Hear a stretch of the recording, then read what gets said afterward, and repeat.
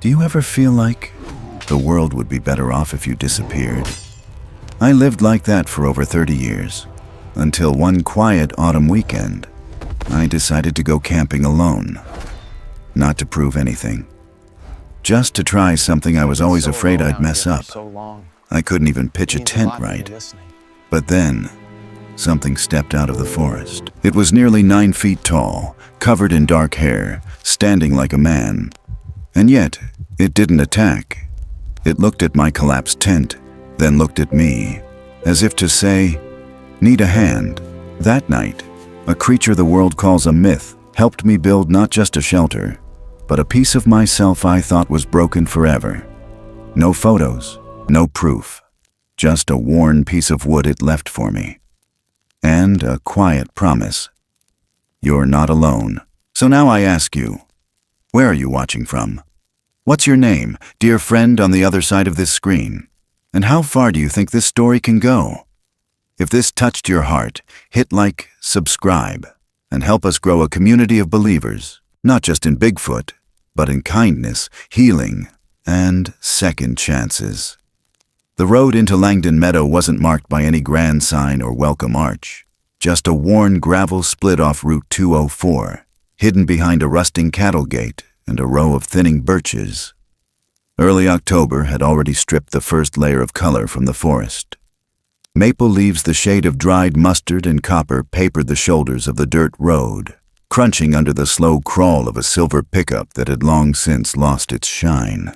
The air was thin and dry, the kind of air that caught in your nose when you breathed too deep.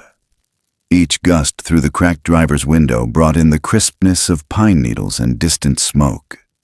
Lucas Merritt leaned forward over the wheel, eyes squinting slightly. Not from the sun. It was hiding somewhere behind the tree line, but from the kind of focus that comes when you're not sure if you're driving into something or away from everything. He didn't play music. Just let the engine clatter in its uneven rhythm, like a tired animal pulling through the last mile. The old pickup grumbled each time the grade changed, exhaust puffing white and thin in the cold. In the passenger seat, 2 plastic grocery bags with paper towel rolls and a can of baked beans rolling side to side with every bump. In the back, a green camping pack leaned against a brand new tent bag, still crinkled and creased, plastic tag hanging from the zipper. 1 box of oatmeal cookies. 1 thermos of coffee that had gone cold before sunrise. He hadn't told anyone where he was going. Not that there was anyone to tell anymore. No one waiting, no one asking. Not since the funeral. Lucas was 31, a maintenance tech at Spokane Public Library. Fluorescent light tubes, cracked tiles, leaky radiators. People knew his name, but not how he took his coffee. They said thanks, but never asked what his weekends looked like.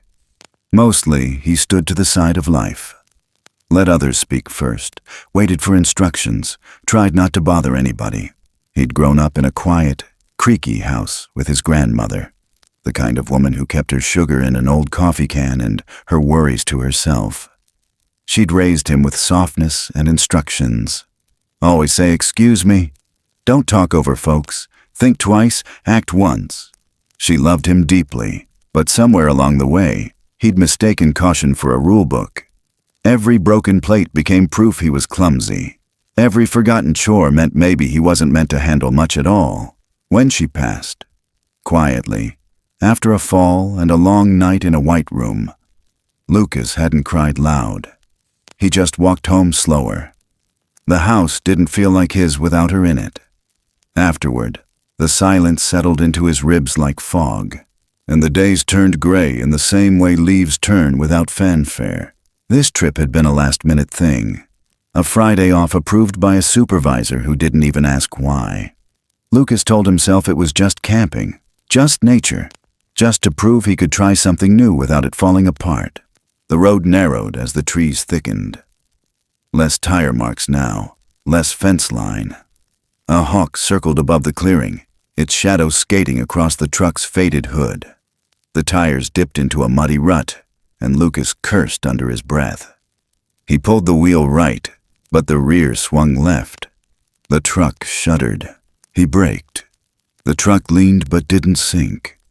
He let out a breath. Stepping out, boots crunching on gravel, he walked around the side to check the mud. The rut was deep, but not fresh. The edge was marked by something else. Prints. Long, wide impressions in the soft edge of the trail. Bigger than any boot he'd ever seen. Longer than his own foot by inches. Deep.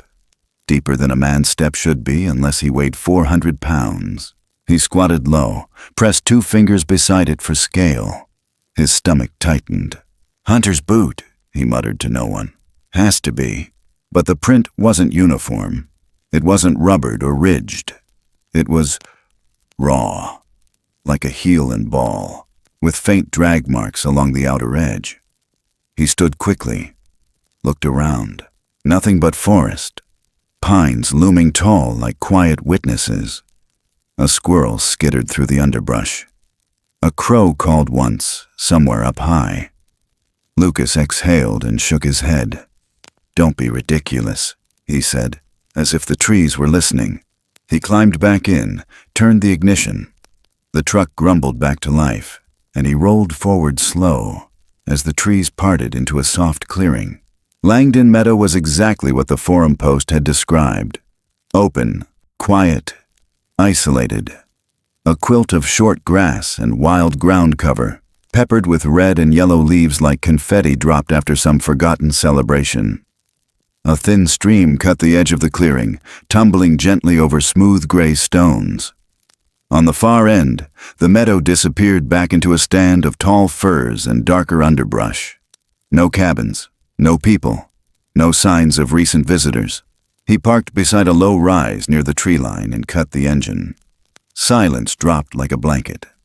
The kind that wasn't really silence. Just the absence of everything man-made. Only the stream's gurgle, a jay's harsh caw, the dry shuffle of leaves blown by the wind. Lucas stepped out and looked around. The air smelled of sap and distant moss. A squirrel barked in warning as he moved toward the back of the truck and pulled out the tent bag. He dropped it near the flattest part of the grass and crouched beside it. Unzipping the bag, he unfolded a tangle of poles and fabric. The instructions were wet. The corners had fused together like old newsprint. He squinted, tried to follow the diagrams, but they were smudged and tiny. He tried matching poles by color-coded ends, but nothing locked right. One piece popped out and hit him in the shin. Another collapsed just as he thought he had it. The whole skeleton drooped like a deflated spider. He sat back on his heels, wiped his forehead, though it wasn't hot. "Can't even pitch a tent," he whispered, half a laugh in it, half shame. The old voice in his head was back, his own, but twisted by memory. "You always rush and mess it up, Lucas. Why can't you slow down?" He tried again. Aligned the main spine, bent to thread the crosspole. That's when he heard it. A crack, not a twig. Not a rabbit. Something large, wood on wood. The kind of sound that comes when a thick limb snaps under weight. He froze. The pole slipped from his hand. Another sound, closer, a shift of leaves, then stillness. He turned slowly, eyes narrowing toward the line of trees. At first, nothing. Just shadows. Then something stepped forward, half visible through 2 pines. It stood upright, covered in dark, thick fur, broad as a refrigerator. Tall, easily 8 feet, maybe more. Its shoulders rose and fell with quiet breath. One arm hung low. The other rested against the trunk of a fir. Its head tilted slightly, as if sizing him up. The eyes, dear God, the eyes were not wild. They were present. Not glowing, not glassy, but sharp, alive. Lucas didn't move, didn't blink. His heart drummed somewhere behind his throat. He didn't scream, he didn't run. He just stared. Locked eyes with something that couldn't possibly exist. Something that didn't belong in a story told around fires or whispered at hunting lodges. His knees felt weak, but his eyes stayed locked. The creature didn't move closer, didn't bare teeth. It just stood there, watching. And then, just when the silence grew unbearable, it blinked. Once, slow. Lucas felt something shift in his chest. Not fear, not entirely. Something older than fear. A knowing. He opened his mouth, but no sound came. His thoughts spun. Bear, suit, hoax. Am I losing it? No answers. Only the steady gaze of something that had seen more seasons than he'd lived. The air thickened. The light changed. Golden now, like syrup spilling through the trees. And in that strange, impossible moment, Lucas Merritt, the man who never stood in the center of anything, stood alone in a meadow in Oregon, watched by something not from his world. His fingers trembled against the tent pole. The forest held its breath, and in the quiet, just before he turned away, one final thought burned in his mind. Quiet, but clear. Those eyes don't belong to any animal I've ever seen on TV, or in a library book. Lucas didn't remember taking a step backward, but somehow he was no longer by the tent poles. The grass under his boots felt softer now, like he'd drifted into a place where the air pressed heavier on the skin. His heart beat so loudly he could hear it in his ears. The figure between the trees hadn't moved, not 1 inch, but the longer it stood there, the more real it became. It wasn't fading like a daydream. It wasn't vanishing like a deer startled by movement. It was watching him, like someone with time to spare. The wind had quieted. No rustle, no stream. Even the birds seemed to hush, as if the entire forest was holding its breath for what came next. Lucas didn't reach for his phone. He didn't have a camera in hand. All he had was a battered camping backpack half-zipped and a knife buried at the bottom, something he'd bought more because he thought he was supposed to than because he knew how to use it. His hand twitched toward it anyway, instinct rising like a warning flare. Not out of violence, out of fear. He remembered his grandmother's voice. Calm, steady, the kind of tone that could take the edge off any storm. "Don't believe everything TV tells you about fear," she once said while folding his small clothes beside the fireplace. "Real fear don't shout. It whispers." He stood there, frozen, one hand hovering near the zipper and the other just open, loose by his side. And then it moved. The figure took a step. Slow, deliberate, like someone stepping across uneven ground. The full body emerged into clearer view now, no longer obscured by branches, no tricks of the light. It wasn't hunched like a bear.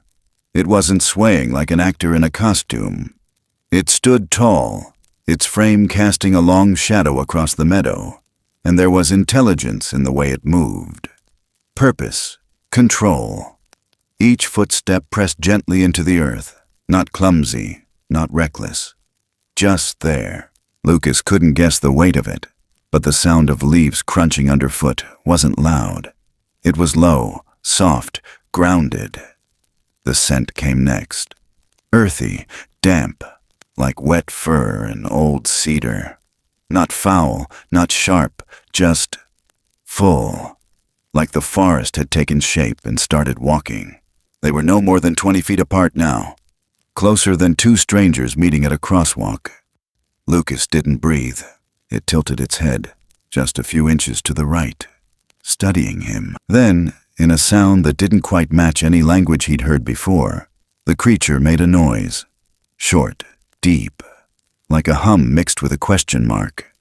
Somewhere between and huh, as if surprised to find him there.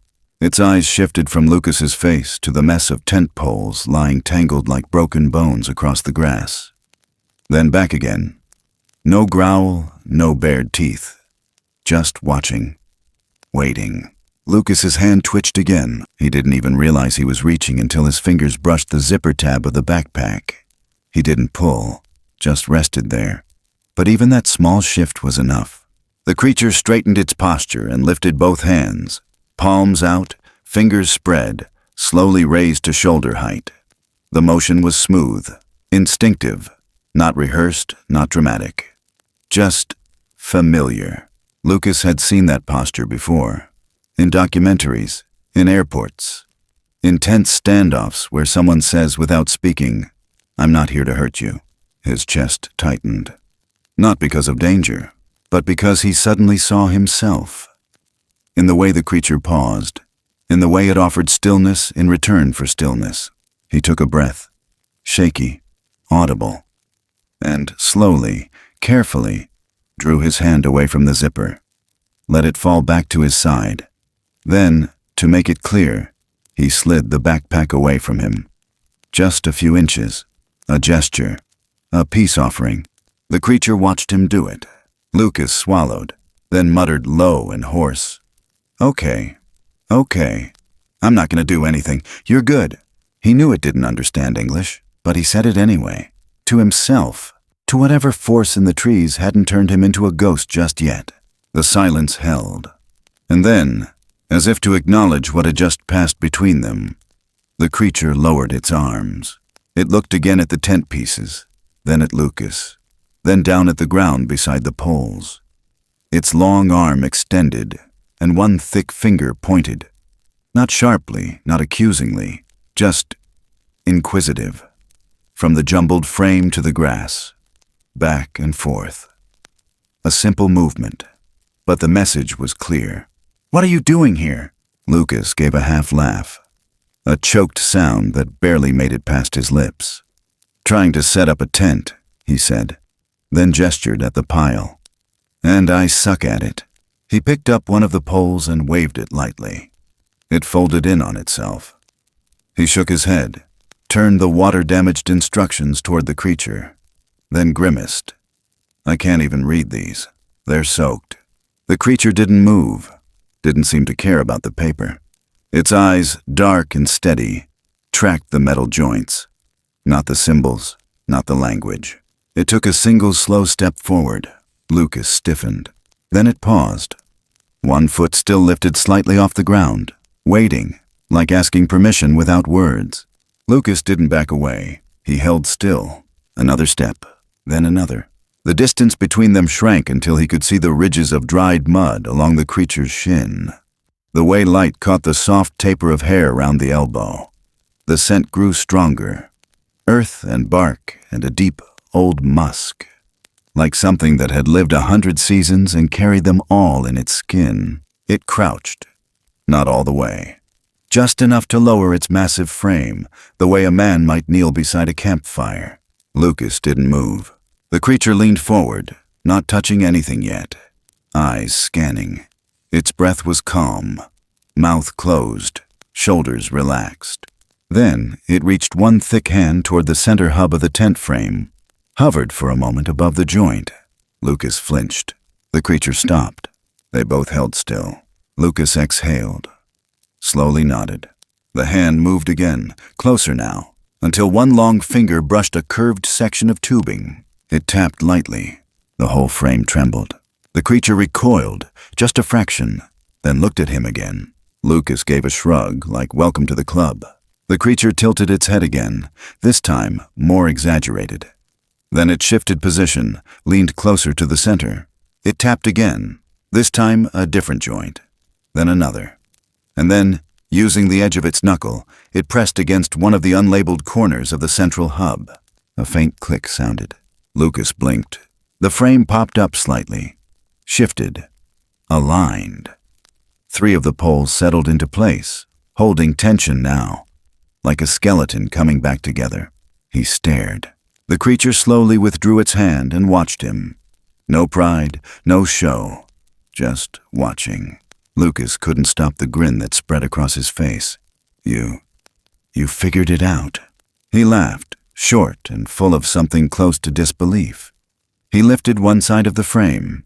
The other side stayed. Stable.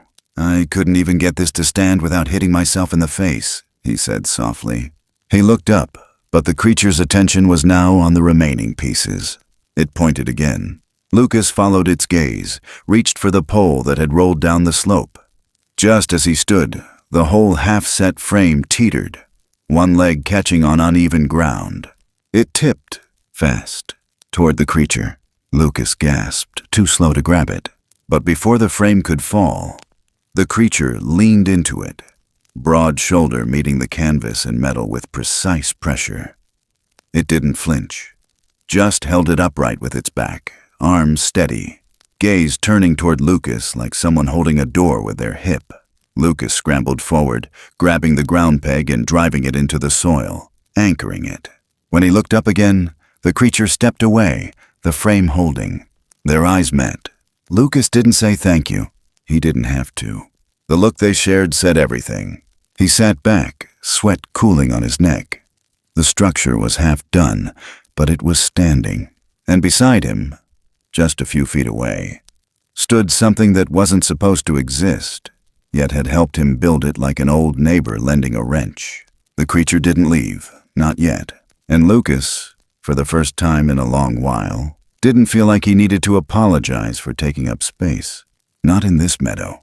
Not in this story. Not right now. The tent looked like a confused metal skeleton. Poles jutting out in odd angles. Half the frame sagged toward the left like it had given up halfway through trying.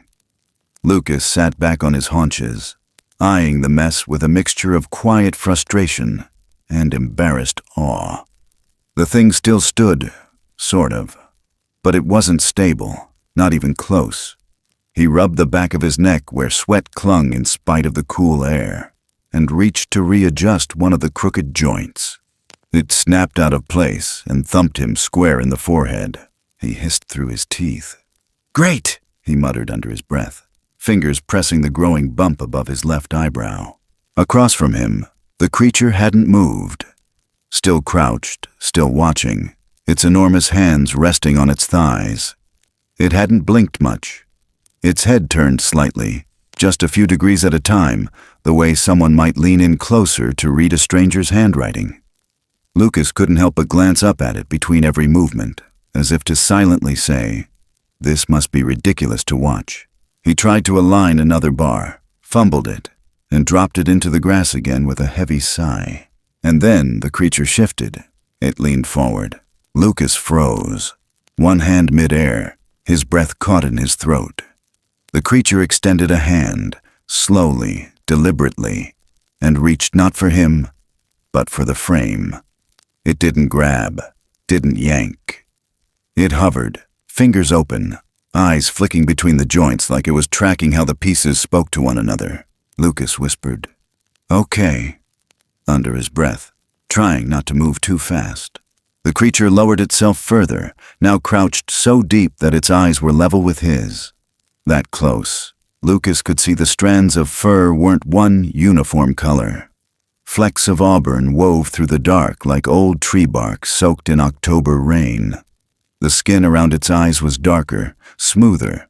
Its nostrils flared slightly as it studied the center hub, the part Lucas had spent the better part of 20 minutes trying to figure out. The hand moved closer.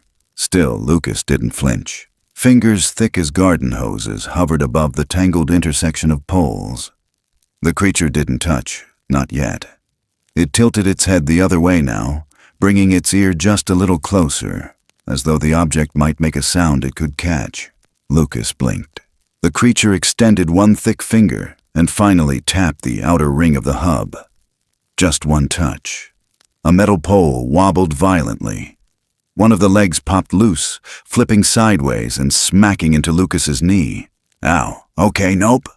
Lucas jerked back, instinctively shielding his face. The creature retracted its hand instantly.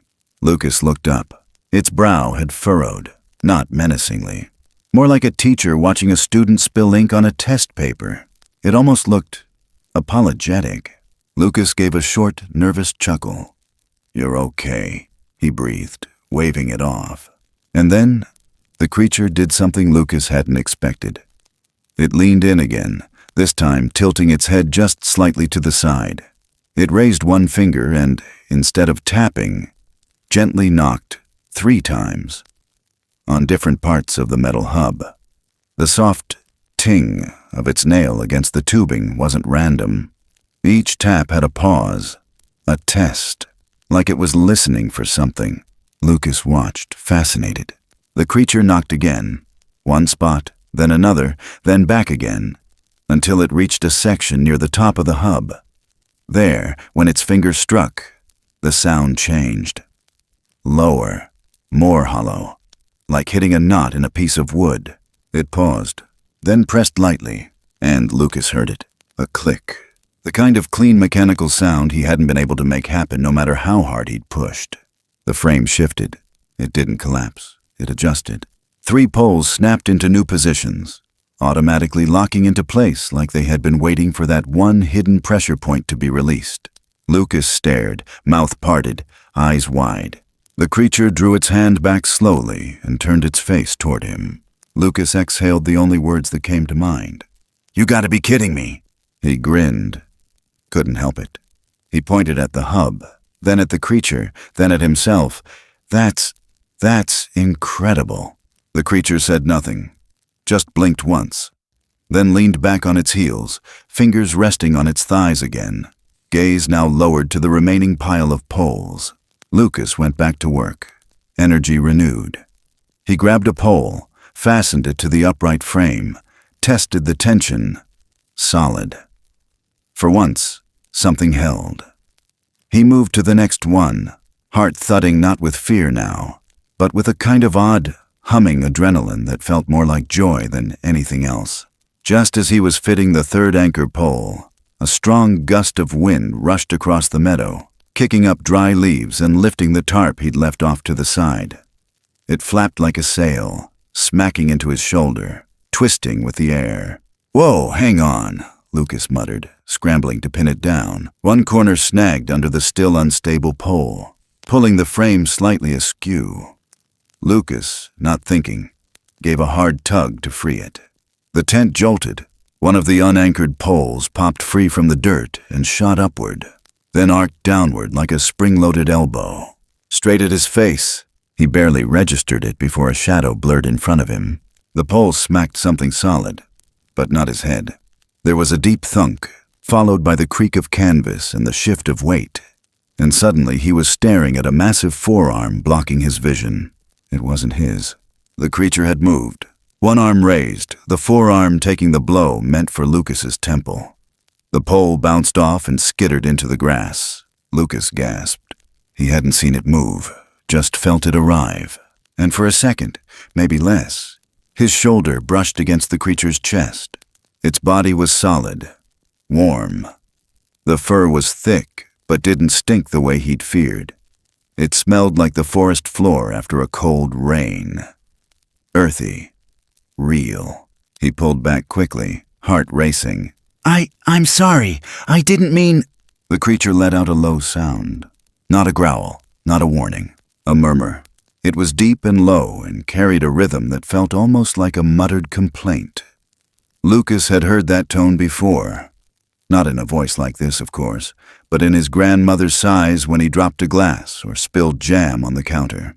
A tone that said, "You're lucky I was standing here, dummy." Lucas rubbed the back of his neck. "Yeah, I get it."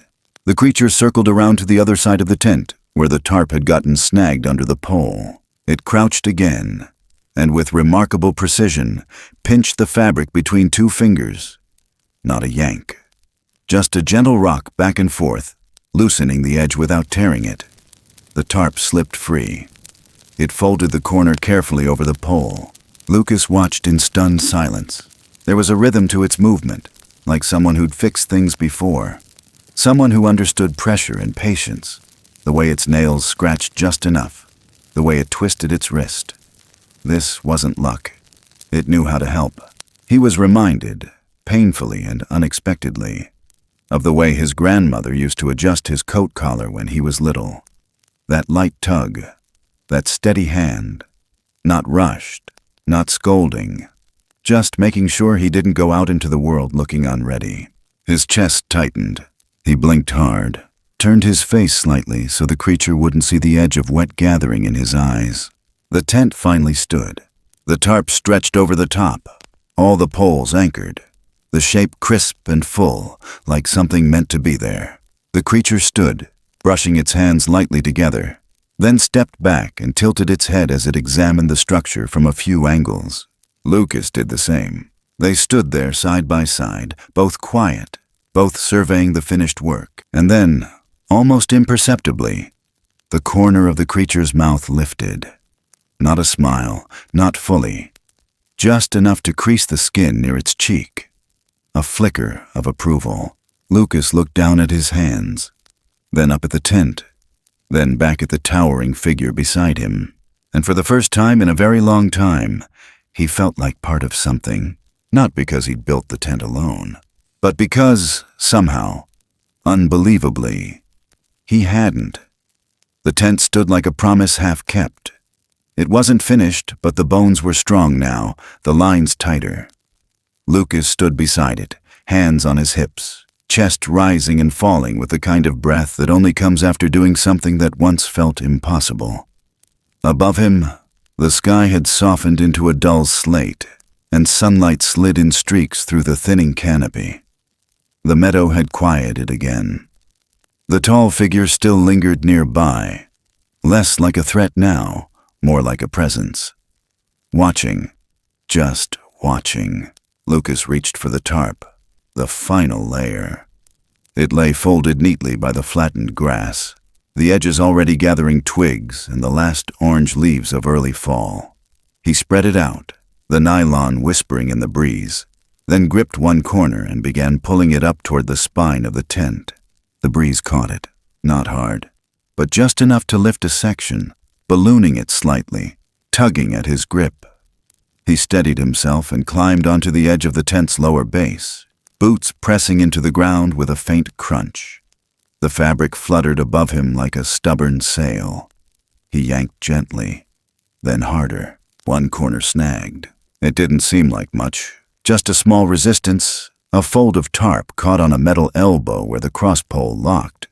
But Lucas pulled harder anyway, assuming force would win. The frame groaned. He pulled again. Something shifted. There was a snap, not loud, but deep, and a tremble in the tense frame as tension shifted unnaturally. One of the rear poles gave way. It wasn't loud, it wasn't even sudden, but it was wrong. Lucas felt it in the air before he heard it. The slow, building curve of gravity realigning. A thin, sharp whistle of wind passing through a new, unintended opening. And then the world tilted. A long pole at the far corner slipped from its anchoring point and twisted with a whip-like motion, the end of it swinging down like a swinging arm with nowhere to land, except right toward the side of his neck. He didn't have time to duck, didn't even get to flinch. What he felt instead was a solid wall of warmth and muscle crash into him. Not from the front, but from behind. A rush of air, a shadow. And then the weight of something massive stepping between him and the blow. The metal pole slammed into a dense wall with a hollow thud, like aluminum hitting old oak. It clattered to the ground. Lucas stumbled forward, breath caught in his throat, then twisted around in time to see the creature. Arm raised, body slightly bent, shoulder turned into the impact. It had caught the blow square across the outside of its forearm. The skin there had absorbed the hit. The thick fur matted slightly where the pole had made contact. It hadn't cried out, but its breath was sharper now. He stared. The creature didn't meet his eyes. It stood still for a moment, arm lowering slowly, fingers curling once as though testing for damage. The forearm that had taken the hit twitched, then stilled. Not broken, not bleeding, but real. Solid, and it had moved like lightning. Lucas felt the back of his throat tighten. Not from pain, from something else. Shock, gratitude, maybe shame. He opened his mouth. God, I'm sorry. I didn't think... The creature let out a noise. Not angry, not even annoyed. A deep, low sound that rolled out like gravel dragged across old wood. It wasn't meant to scare. It was something else. Exasperated. Like a sigh. It reminded Lucas of the way his grandmother used to mutter when he overfilled the kitchen sink and flooded the counter. A sound that said, "You're lucky I'm paying attention, sweetheart," even if her hands were already wiping up the mess. He swallowed hard. The creature stepped away from him, its gaze dropping to the twisted tarp corner still snagged in the pole joint. It circled around the rear of the tent, eyes scanning the tension points. Lucas followed. Slower now, careful not to make sudden moves. He watched as the massive fingers reached for the spot where the nylon had caught. It pinched the fabric, just enough to lift, not enough to tear. Then, with a small rocking motion, the creature rolled the material forward and up, loosening it from the metal with an ease that made Lucas feel 12 years old again. It wasn't brute strength, it was understanding. The creature didn't pull with power, it coaxed. Its fingers were thick and tipped with rough, dark nails, but they moved with precision. A push here, a tug there. Then it backed away, eyes scanning the rest of the structure as if testing for balance. Lucas couldn't speak. He wasn't afraid anymore. He was humbled, and underneath that, something more dangerous was building, something warm, a kind of recognition, a feeling he hadn't let himself feel in a long time, the feeling of being looked after. He blinked quickly. Something about the way the creature had crouched there, carefully adjusting a tarp for someone too clumsy to manage it, brought back memories he wasn't ready for, like the way his grandmother used to sit on the edge of his bed, smoothing out the blanket around his shoulders, even when he was already asleep, or how she'd retie his bootlaces when he came home from school, too proud to admit they were cutting into his ankles. He hadn't realized how long it had been since someone did something for him with care, not obligation, not politeness, care. He turned away, wiped at his eye like it was just sweat. The creature didn't speak. It simply stood, backing a few feet away now, looking at the tent as a whole. Lucas moved to finish the job. He secured the last two corners, pressed the stakes deeper into the soil, and ran the tension cords across the sides. He could feel eyes on him, not judgmental, just present. When the last flap was drawn down and clipped, he stepped back. The tent stood, not perfectly but proudly. He turned, found the creature still watching. Its eyes darted between the guy lines and the tarp seams. Then it did something strange. It stepped left, then right, then leaned forward slightly, peering at the tent from a different angle. Its head tilted the way a builder might study a wall to see if it was plumb. Lucas laughed quietly under his breath. "You inspecting my work now?" The creature didn't answer, but it didn't need to. It took one more step back and settled into a relaxed posture, arms loose at its sides, breath steady. Lucas sat down in the grass, breath catching up with him. The kind of tired that wasn't about the body, the kind that came after too much quiet, too much holding in. He didn't know what the hell he'd just lived through. He didn't know what exactly was standing in front of him, but he knew one thing for sure. Whatever this creature was, it had chosen not to let that pole hit his head. And that meant more than anything science could name. He watched the trees sway beyond the meadow's edge, listened to the way the wind tugged gently at the branches.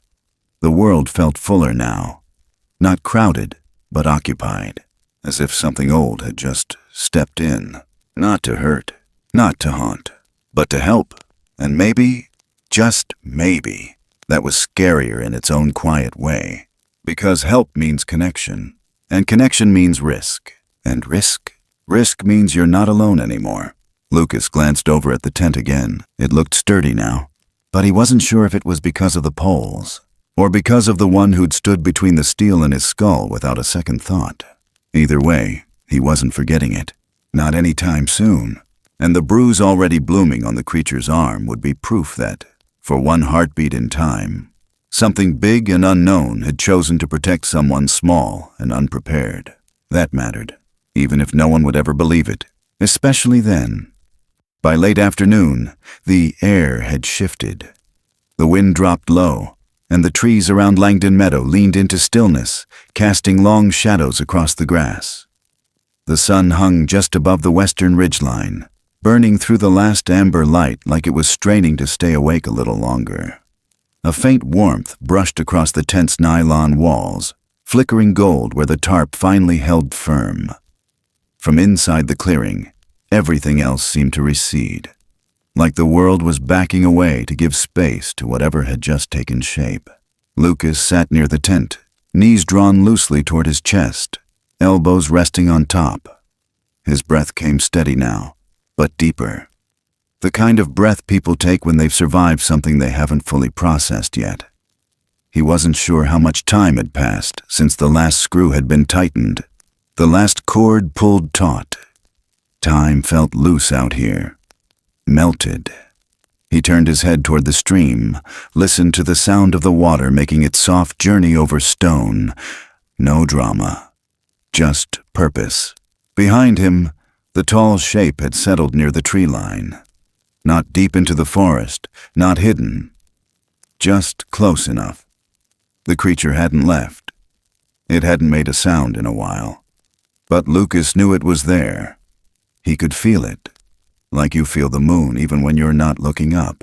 And then, without fanfare, it sat down. Lucas didn't see it at first, just caught the shift in the air.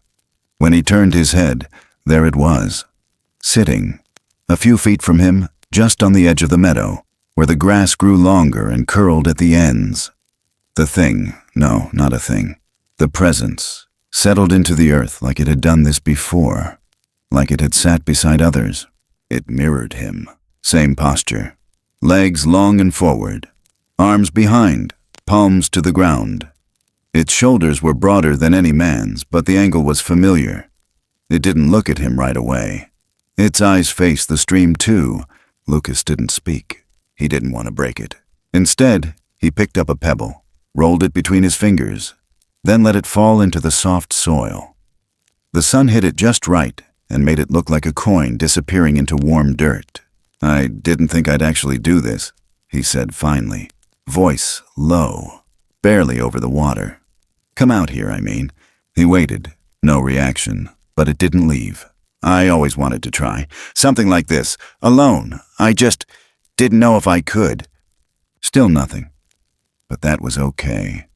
The silence had a weight now, not an emptiness. "I don't really do brave things," Lucas admitted. A dry laugh under the words. "I fix shelves, change light bulbs, that kind of thing." His fingers curled around a blade of grass. Twisted it once. "Let it go." "My grandmother raised me," he added, softer now. "After my dad left. She was tough, but kind." He looked over, just a glance. The creature's head tilted slightly. Not much, just enough to know it had heard. "I didn't make it to the hospital," Lucas said. The words surprised even him. When she passed. I was too late. I got the call and I tried to get there, but traffic was awful and..." He stopped, licked his bottom lip, exhaled slow. "There's no fixing that." Still no words, no sound. But the creature turned its face slightly away. Not from disinterest, but like it was giving him something. Privacy, maybe. Space to say it. Lucas blinked hard. "I live alone now," he said, a bit more air in the voice. "Just work and go home. That's it." He leaned back fully, looked at the sky above. The clouds had turned soft and streaked. No sharp edges anymore, just breath marks across the blue. He closed his eyes. "Sometimes I go a whole day without talking, not a single word, and it doesn't bother me until I realize it's been more than a day." The creature's shoulders rose gently. A breath. Lucas chuckled, shaking his head. "And here I am, talking to something that probably doesn't speak back. Makes sense." He opened his eyes again. The creature hadn't moved, but then it did. It rose, not abruptly, not fast, and walked slowly toward the woods. Its steps were steady. It didn't look back. Lucas's heart dropped a little. He didn't know why. He turned away, picked at a loose thread on his sleeve. But less than a minute later, the creature returned. Its hands weren't empty. Something small rested in its palm. Lucas sat up straighter. The creature stepped closer, not all the way, but close enough to bridge the silence between them. It reached out its arm, not toward him, but toward the space between them, and placed something down on the grass. A piece of wood, about the length of a palm. One side smooth, the other rough with bark still clinging. It wasn't a stick from the ground.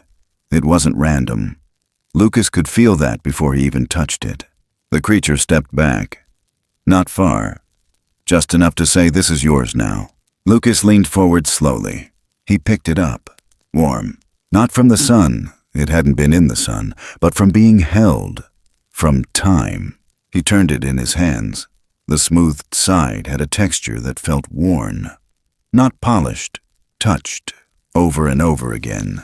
by something with hands, with memory. Lucas looked up. The creature was watching him. No expression, no nod. But the weight of its gaze said everything. Lucas held the piece of wood to his chest, right over his shirt pocket. "I'll keep it," he said. "I promise." He didn't say thank you. It didn't feel big enough. But something passed between them then. Something unspoken, like a cord being tied in silence. He let his eyes close again. The stream still moved. The light had turned more gold than blue now, streaking across the clearing like the last warmth of the day trying to hold on. A jay called far off. Then a hush. Lucas looked back to where the creature had stood. It was sitting again, watching the water. And for a long, long time, they stayed that way. Two beings, a few yards apart, one nursing a lifetime of doubt, the other holding decades of secrets. And between them, in the dirt, a gift, not for barter, not for favor, just for understanding. Lucas closed his fingers around the wood. His thumb found the smoothed ridge again. He imagined it sitting in a larger palm, being turned over day after day, as if the act of holding had made it this way. He didn't know what it meant, but he knew it meant something, and sometimes that's enough to keep breathing. He leaned back, closed his eyes. The sounds of the forest folded around them like a slow blanket, and in the hush between one breath and the next, something softened. Lucas didn't feel alone. Not tonight, maybe not ever again. The air had thickened by nightfall, like the trees themselves were holding their breath. Darkness didn't fall. It settled, slow and deliberate, draping over the meadow with a quiet finality. The light inside the tent pulsed low and amber, flickering through the seams from the oil lantern Lucas had lit out of instinct, not need. He sat cross-legged, the mago tucked in his palm like a small oath. Its smooth side pressed to his lifeline, grounding him, reminding him that this day had happened, that he hadn't imagined it. Outside, the wind had calmed, but the sounds of the forest were far from still. Owls in the high limbs called to one another. The stream still moved like a whisper that didn't want to be left out. Crickets stitched the edges of silence together with their delicate rhythms. Lucas wasn't tired, but he'd laid down anyway, just to feel the earth under him again. He traced a finger around the stitched edge of his sleeping bag, mind too full to shut down. The presence outside hadn't moved in a long time. He didn't need to look. He just knew it was there, like knowing when someone's watching your back, not out of distrust, but quiet solidarity. He had almost drifted, almost, until the shot. It came from far off, maybe a mile, maybe two, but unmistakable. One sharp crack, like a bone being snapped in half inside a steel box. Lucas sat up fast. The lantern rattled against the tent wall. His breath caught somewhere between his throat and ribs. Then came the second sound, dogs barking. Not a lot of them. Maybe two, maybe three, but loud, hungry. And behind them, voices, male, distant, laughing in that way that doesn't carry joy but something colder, something practiced. He unzipped the tent slowly, careful not to let the flaps snap, and crawled out onto the damp grass. The moon hadn't risen yet, but starlight silvered the tops of the firs. He scanned the edge of the meadow. Nothing at first. Then movement. Not chaotic, not startled. Purposeful. The figure stepped from the darker tree line, not fully into the clearing but far enough to be seen. Lucas didn't breathe. The creature didn't look at him. It was listening. Head tilted slightly, shoulders tense. Something about its posture had changed. Gone was the loose curiosity, the relaxed gait. Now it stood like a gate that had just been bolted shut. Lucas whispered, "What is it?" But he already knew. Another shot rang out. "Closer!" A crow shrieked overhead and took off, flapping wildly across the meadow like it was trying to escape something invisible. The creature didn't flinch. Instead, it turned its face toward the far side of the forest and let out a low, resonant hum. Not a cry, not a roar, but a sound that traveled deep through the ground. Lucas felt it in his chest, in his knees. It rolled like thunder pressed into a single sustained note. From the woods an answer came. Same tone, same depth, further off but distinct. Another one after that, closer. Lucas turned in every direction, trying to place them. He couldn't. It wasn't just one. They were speaking, calling, signaling. Not panic, preparation. He looked back at the creature, who now turned toward him, stepping closer. It didn't make noise in its movement. Even at that size, it passed over the earth like fog. It raised a hand, not fast, not sharp, and placed it on Lucas's shoulder with surprising gentleness. Then it gestured, down, not with force, with insistence. Lucas understood. He dropped to his knees, heart hammering. The creature nudged him once more, toward the thick underbrush that circled the back of the meadow. Lucas crawled, careful not to rustle too loud, and settled between two shrubs with wide leaves. Cold soil pressed to his chest. He looked up. The creature stood just above him, now facing outward toward the woods. Still, ready. From down the slope, the voices grew louder. "I'm telling you, I saw it, down by that muddy ridge." "You think it was the same one as last year?"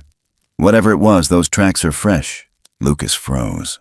Another shot, closer now, too close. Then the unmistakable sound of boots crunching pine needles. Someone was on the ridge. The creature took one step toward the tree line, melting into the shadows. Lucas lost sight of it completely. Not because it ran, but because it knew where to stand. Between trunks, behind limbs. It became part of the forest, like it belonged there more than the trees. A flashlight beam swung across the clearing from 100 yards out. Lucas ducked low, heart in his throat. One man's voice again. "Nothing here." Damn waste of a night. "Still, keep your eyes open." The dogs barked twice, but not frantically. No growl, no discovery. Lucas didn't dare move. He stayed curled in the brush, breathing shallow. Every leaf against his skin a possible giveaway. He could hear his blood thudding behind his ears. Then silence. No more barking. No more boots. Just distance. Eventually even the flashlight glow vanished. And in their place, nothing. No retreating calls. No car engine. Just the forest, returning to what it had been before. But it wasn't the same. Lucas sat up slowly. His hands were shaking. He scanned the tree line. Couldn't see anything. Couldn't hear anything. But he could feel it again. There was something nearby, watching still and protecting. He crawled out from the brush and sat on the grass, waiting. After a few minutes, he saw it. The creature stepped out again, from between two dark pines.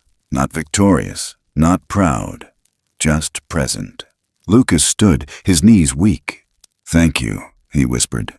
The creature didn't respond. But it didn't need to. Its presence alone was answer enough. Lucas looked around at the meadow, at the tent, at the place that had become something different in just a day. Then his mind struck something sharp. They would come back. Maybe not tomorrow. Maybe not next week. But people like that always came back. With more noise. With cameras. With traps. He turned back to the figure now standing still beneath the trees. "You can't stay here, can you?" The creature didn't blink. But something in its stance seemed heavier now, resigned. Lucas stepped forward. "You saved me." He held up the Mao Go. "I'll keep this. I said I would, but I won't tell anyone. I swear." A pause, then a deep breath from the creature. The kind that says, "I believe you," without needing words. Lucas felt his chest tighten, not out of fear, out of knowing that after tonight, things would shift. This meadow had become a crossing point, a place where one kind of world brushed up against another and didn't collapse. Not yet. But it couldn't hold forever. The creature looked back once more into the woods. Its eyes narrowed, scanning the deeper dark. Then, slowly, it turned toward the place the men had come from and stepped into the shadows again. Not to chase, not to flee. To watch, to stand guard. Lucas sat back down in the middle of the clearing, the wind brushing through the leaves again like the forest had taken its first breath in an hour. He didn't know what the next morning would bring, but he knew this much. There were rules in the forest older than guns and louder than men. And the ones who kept those rules, they didn't speak. They listened. They waited. They acted when it mattered. And then they disappeared again, just like they were supposed to. The morning came in hushed layers, not with the kind of bold sunrise that spills over mountaintops, but with a gentler hand, cool light filtering through mist. Every edge of the meadow softened in silver. The air held a wetness, like the forest had wept through the night, then dried its face before anyone noticed. Lucas unzipped the tent without rushing. His hands moved slow, deliberate. Every motion felt borrowed, sacred. He pushed the flap open and stepped out into the chilled hush. The grass was slick beneath his boots. His breath hung visible in front of him, short and clouded. He rubbed his palms together, more out of instinct than cold, then looked toward the edge of the trees. No movement, no sound. The place where the creature had stood the night before now stood empty. Just mist rising behind the tall pines like smoke with nowhere to go. Lucas took a step forward, then stopped. Something felt different. Not just the light, not just the quiet. He scanned the clearing. Then he saw it. The ground. It had changed. He knelt down and ran his fingers along the soil outside his tent, brushing aside a few loose leaves. The dirt wasn't untouched. It had been touched very carefully. Smoothed, not trampled, not scattered. Groomed. All around his campsite, the earth had been worked over. Not dug, not disturbed. Just reset. Tracks that had been there, huge ones, were now gone. Or rather, hidden, erased. It hadn't been the rain. It had been choice. Lucas turned slowly, scanning the meadow for any other signs. He moved to the spot where he remembered first standing with the creature, where they'd crouched over the tangle of tent poles. The grass there looked no different from the rest. Like nothing had happened. Like no one had stood there, except he had. And it had. Lucas rose to his feet, heart tightening, not with fear, but with something harder to hold. Recognition. This wasn't carelessness. It was protection. It wasn't about hiding from him. It was about hiding from the others. He looked toward the forest again, and that's when he saw it. Not a sound, not a call, just a shape. There, near the far tree line where the meadow dipped slightly toward a line of thicker brush, the figure stood once more. Tall, still, framed by two cedar trunks that leaned in toward one another like they were keeping a secret. Lucas stepped forward. Not fast. He didn't want to break whatever fragile bridge still stood between them. As he walked, he reached into his jacket pocket and curled his fingers around the piece of wood. Still warm. Or maybe that was just memory, holding on. When he was close enough, he stopped. Maybe 15 feet between them. The same distance where so much had started. The creature watched him, its posture calm, its eyes clear in the soft morning light. Lucas raised his hand, slow and steady, and held the maw-go up where it could be seen. "I still have it," he said softly. "It's safe." The creature didn't move. Then, with a slow, deliberate motion, it placed one of its hands over its chest, just below the shoulder, fingers curled into its fur. It tapped. Once, twice, then let its arm fall back to its side. The meaning landed like a stone dropped in still water. Lucas didn't know what the gesture meant in any language, but he understood it, not intellectually, but with his whole self, a goodbye. Not rushed, not sorrowful, something closer to honor. Lucas nodded. He wanted to say something. He didn't know what. "I won't forget," he tried. His voice cracked at the edges. "I'll keep quiet, like you did." The creature's eyes didn't blink, but something in them softened.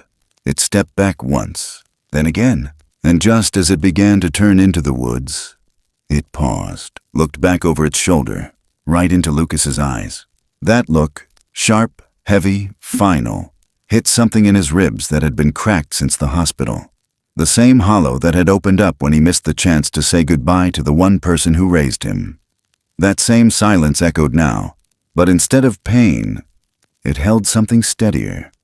A presence, a knowing. Lucas didn't blink. The creature turned away and vanished into the trees. No crashing, no leaves disturbed, just gone. The meadow held its breath a little longer. Lucas stood there, watching the spot where it had disappeared, not sure how long passed before he moved again. But eventually he did. He walked back to the tent slowly, scanning the ground now with new eyes. Near where they had sat together the evening before, where the creature had placed the wooden token between them, Lucas noticed the dirt again. So smooth, it looked unnatural. Not messy, intentional, as if someone had swept it clean with their hands. But one line remained. A faint trail of darker soil, like a finger had dragged gently across the earth from where it sat to where it left. Not a print, not a mark. A passage. Lucas crouched beside it and ran his fingers along the line. Soft, still damp. He stared at it. No tracks, no heel marks, just that final line. A trail that said, "Leave no trace." But for Lucas, it had left something. Not in the dirt, but in him. He whispered aloud, maybe to himself, maybe to the sky. Some things aren't meant to be seen. He closed his hand around the piece of wood again and stood. There wasn't much to pack. The tent came down in minutes. No ceremony, just movement. Folding nylon, coiling rope, zipping bags. The act of leaving carried a gravity now, as if each task was a quiet apology to the space he was leaving behind. He didn't rush. He didn't speak. He loaded the truck, closed the tailgate, and took one last slow breath of the place. The stream still flowed. The birds had begun to return, and somewhere, hidden under brush and shadow, the ones who guarded the forest had already gone back to being legend. Lucas opened the driver's side door, hesitated, then looked back one final time. The clearing was empty, but it didn't feel empty. It felt held, watched, tended. He climbed in, turned the ignition. The engine started with a reluctant cough, then settled. The truck rolled forward, crunching lightly over gravel, pulling him away from the meadow. The sun finally broke over the eastern ridge, casting its light onto the road ahead. Lucas reached into his jacket pocket, touched the wood again. Still there, still warm. As the truck climbed the first hill, the meadow slipped from view behind him. But the weight of it, the silence, the kindness, the memory of something ancient and patient and impossibly real, stayed. And as the trees closed around him and the road returned to ordinary, Lucas knew one thing without question. Some stories stay hidden for a reason, but others, they stay because someone chose to protect them, with silence, with trust, with the simple act of stepping between danger and a stranger, and then disappearing without asking for anything back. 6 weeks later, the woods wore different clothes. Where October had once laid down gold and copper across the mountains, December moved in quieter, draped in gray, frost clinging to the edges of pine needles like whispers that hadn't yet decided if they were welcome. Up in the blue mountains the sky hung low, thick with unsaid things. And on County Route 124, a pickup truck with a dented side panel and an Oregon plate that had seen better years slowed near mile marker 51. Lucas pulled to the shoulder, engine ticking gently as it cooled. He sat still for a moment, the heater running low, humming just enough to keep the windows from fogging over. Outside, the woods stood silent. Older now. Or maybe he was. He looked at the passenger seat. The piece of wood still rested in the glove box, though he hadn't touched it in over a week. He didn't need to anymore. It wasn't about the object. Not really. It was about what it had carried, and what it had asked of him. He opened the door and stepped out. The cold bit sharp, but he didn't flinch. Just pulled his flannel tighter, tucked his hands into the sleeves, and started walking into the trees. Not down the old hiking trail, not toward the meadow where it had all happened. No. Today, he was headed in the other direction. It wasn't a random path. A month back, he'd driven out here late, unable to sleep, not expecting anything. But as he'd slowed near this very curve in the road, his headlights had caught something glinting against the bark of a tree on the east side of the ditch. A low, jagged scar that hadn't been there before. Too clean to be natural, too deliberate to ignore. He'd stopped, walked up to it, found 3 small stones resting inside the hollow of a rotted-out trunk nearby, each one marked. Not with symbols, not with scratches, but with pressure, indentations, as if fingers had pressed them hard. Each one held a faint dip, a print, but not human. Since then, he'd come back 4 times, always at different hours, never with expectation. But each time, something had changed. The 3rd visit, the stones were gone, replaced with pine cones, arranged in a triangle.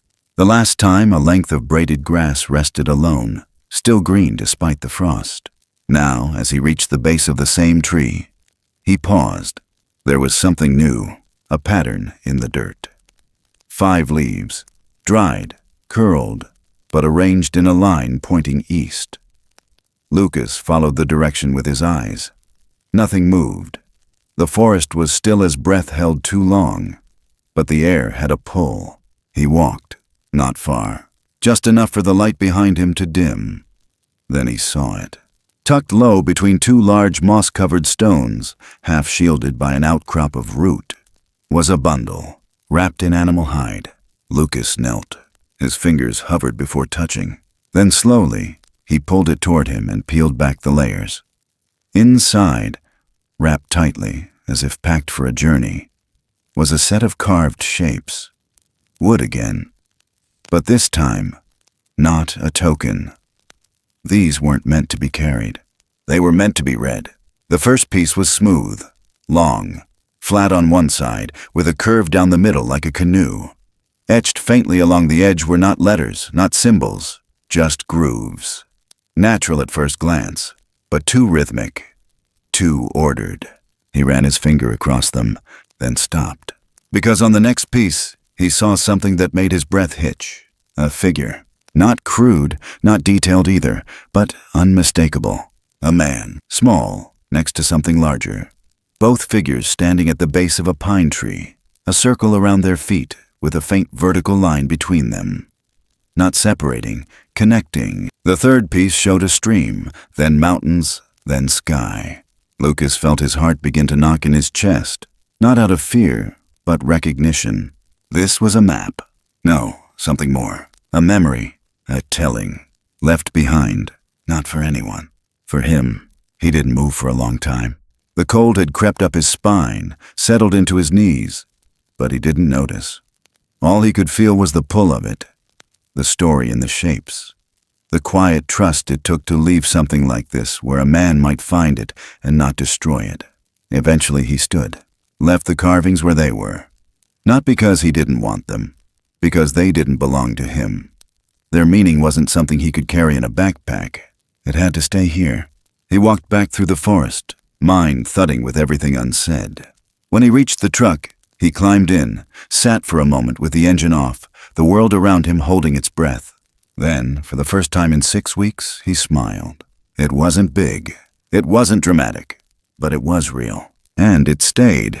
A few days later, back in town, the snowfall began. Early this year, fat flakes blanketed the roofs and tucked themselves along the eaves of porches like curious cats. Lucas watched it from the front window of the small place he was renting, an old cabin on the outskirts of town that used to belong to a park ranger named Carter. Locals still called it Walt's place, even though Walt had passed some time ago. Lucas didn't mind. He liked the history of things. He'd taken a job part-time at the local general store, just enough to stay connected without being swallowed whole. The owner, a kind woman named Ruth, never asked questions about where he'd come from or what had driven him to these parts. She just said, "We're glad you're here," and handed him a broom. It was enough. One evening, he was restocking shelves when a boy wandered in. Barely 10, freckled face, cheeks red from the wind. He was staring at the floor as he walked, humming to himself, not watching where he was going. They collided gently at the end of aisle 3. Lucas steadied him, kneeling. "Hey, you all right there?" The boy looked up, then blinked, and smiled. "I like your boots," he said. Lucas chuckled. "Thanks. They've seen a lot of mud." "Do you go in the woods?" the boy asked. Lucas glanced toward the window. Snow still falling. "Sometimes. My dad says there's bears." "There are. But he says there's other stuff too." Stuff that walks like people but isn't. Lucas looked back at the boy, held his gaze. "What do you think?" The boy shrugged. "I think maybe they don't want to be found." Lucas nodded. "I think you're probably right." The boy's mother called him from the front, and he ran off without another word. But something stayed. Something always stayed. Weeks turned into months. The snow gave way to thaw. Then spring crept in quiet, softening the ground and waking the earth one root at a time. Lucas hiked often now, not to find, just to be. He carried no camera, left his phone in the glove box, brought only a thermos and a pen. He kept a notebook. Never about sightings, never about proof. Just feelings, moments. A pine cone placed in the center of a stone circle. A path through brambles that hadn't been there the day before. 3 taps on bark, faint and distant, followed by silence so complete it felt like agreement. And sometimes, when he closed his eyes at night, back home in Walt's old cabin, he dreamed of the clearing, not how it had looked, how it had felt, like stepping into a page of a book that wasn't written yet. And knowing you weren't alone, not really, not anymore. On one of the warmer mornings in June, Lucas left a folded note tucked beneath a rock by the base of a cedar tree. It didn't say much, just a few lines, scribbled in pencil. "I kept my promise, I still will, thank you." He didn't sign it. He didn't need to. That night he returned. The note was gone. In its place, a fresh braid of grass, tied around a smooth, heavy stone. Lucas held it in his hand and whispered softly into the night, voice barely more than breath. "I see you." And far off, in the hush between wind and leaf, a silence answered. Not empty, but known. In the quiet spaces between what we know and what we feel, there are stories like this. Stories that don't ask to be believed with the head, but simply held in the heart. Stories not about monsters or mysteries, but about the invisible threads that connect us all. Through time, through grief, through kindness. Maybe it isn't about what walks out there in the forest, or whether we ever see it with our eyes. Maybe it's about who we become when we choose not to look away, when we listen a little deeper, when we leave something behind, not out of fear, but out of respect. Because sometimes the most powerful moments are the ones with no witnesses. The hand that helps quietly, the silence that protects, the gesture that asks for nothing in return. And maybe that's the point, that even in a world that can feel cold, lost, and unforgiving, there are still unseen things that move with grace.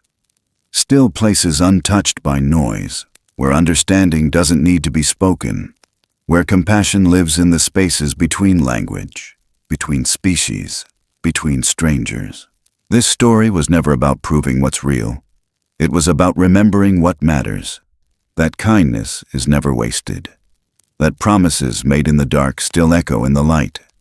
That healing doesn't always come in the ways we expect, but it always leaves signs. Small ones, quiet ones. And if we're paying attention, we just might see them, or feel them. In the way the wind changes, in the way the forest seems to pause, in the way something inside us softens, even if just for a moment. We live in a world hungry for certainty, for answers, for loud declarations. But the truth is, some of the most meaningful things we'll ever know come wrapped in mystery. They ask us not to solve them, but to sit beside them, to respect them, to carry their lessons forward gently. So maybe the question isn't, do you believe?